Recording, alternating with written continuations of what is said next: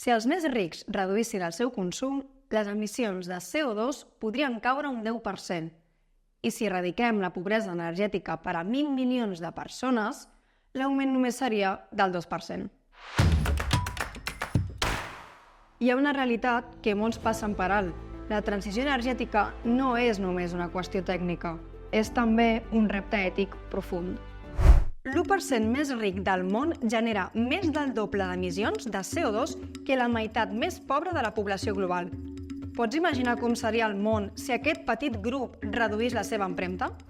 Al voltant de 2/3 de les emissions globals estan lligades al consum de les llars. És a les nostres mans marcar la diferència. Ara entenem que la transició energètica va més enllà de les tecnologies. És una oportunitat per equilibrar justícia social i sostenibilitat, però necessitem un canvi de paradigma, un nou model energètic que sigui per a tothom. El progrés no significa seguir contaminant, significa avançar junts amb consciència i equilibri. Recorda, el poder està a les teves mans.